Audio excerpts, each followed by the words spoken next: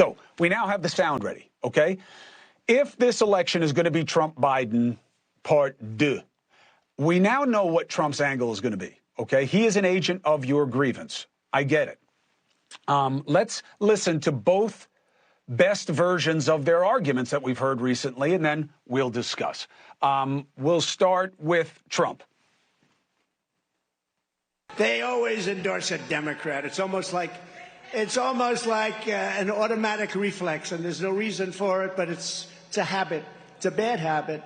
Hopefully your leaders at United Auto Workers will endorse Donald Trump. A vote for Crooked Joe means the future of the auto industry will be made in China. That's what it's going to be. That's where they're made.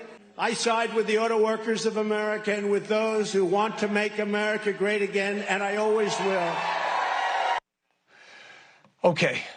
He is an agent of grievance. That is the lens through which you have to understand why it doesn't matter how many times he gets indicted, as long as he's being indicted, pursued, prosecuted by extensions of the same deep state, government, elitist system that many, many people in this country are really angry about. They're not going to judge Trump for it, except maybe in a positive way. Why? They will not validate the power of the same system that they want to take power from. It's as simple as that. Today, Biden came up with his own, to me at least, new argument about why it has to be him and why it can't be Trump. Take a listen. We call servicemen suckers and losers. Was my son Bo, who lived next to a burn pit for a year, came home and died? Was he a sucker for volunteering to serve his country? The same guy who denigrates the heroism of John McCain. It's not only wrong, it's un-American. The MAGA extremists across the country have made it clear where they stand. So the challenge for the rest of America, for the majority of Americans, is to make clear where we stand. Now, it's almost an Al-Qaeda-esque kind of argument that he's making there. The only problem with it is Trump won an election against somebody who was supposed to beat them, and in both elections got a ton of votes. So he is not, Huey Long of Louisiana in as much as that it's a niche thing. He's not just for Tea Party people. It's bigger than that. The grievance is bigger than that. The grievance is so much bigger than that there is a significant slice of this country that is not impressed by Trump, except in that they believe he pisses off the people that they want to piss off. Let's bring in former White House Communications Director Anthony Scaramucci. First things first. Anthony, I love you. You're a good man, and I'm very sorry that you lost your father. And I just want the audience to know I appreciate that, Chris. Thank you. That you've taken care of your family and your mom, and you've had great perspective on it, and I hope that you're holding up. Hey, I appreciate it. Very sweet. And, it's interesting because my dad was that, blue-collar person that both of those candidates are looking towards. And I have to say this, and I think you'll appreciate this for your viewers. I grew up in an aspirational blue-collar family. My dad had a high wage. We lived in a middle-class home.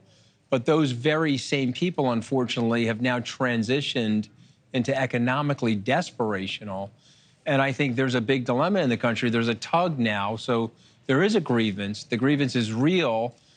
President Trump has identified it. I think, obviously, President Biden understands it, but it was an older version of the Democratic Party, frankly. It was your dad's version, Governor Mario Cuomo, that got it, and Lyndon Johnson got it, FDR got it. And so we'll have to see where that goes. But, Chris, I just want to say, I want your viewers to think about this. We have a voting bloc in this country. It's the biggest voting bloc. It's 144 million people. They vote the exact same way in every election. It's the non-voter, Chris. And so you just have to imagine if we could get an entrepreneurial candidate in the mix that could grow the market share of voting and that could go to the American people that have left the system or feel disaffected or cynical and say, hey, there's an opportunity to change this, but I need your help. You can help me influence the Congress. You can help me influence the policymakers. Now, is that just purely parties. Theoretical, or you think there's a chance that happens? Well, listen, again, just observing, Barack Obama created that coalition. He He was an entrepreneurial candidate for the Democrats. He was going up against the Clintons and the establishment Democrats, and he built a new market. So, and that market is growing. It's more dissatisfied. So the non-voter market, I don't think either of those two candidates in those speeches or other speeches are talking to that market. Hey, thank you for watching. Please go to newsnationnow.com, newsnationnow.com, and you can find NewsNation on your television provider. And don't forget to click the red subscribe button down below. Then you will get more of NewsNation's fact-driven coverage.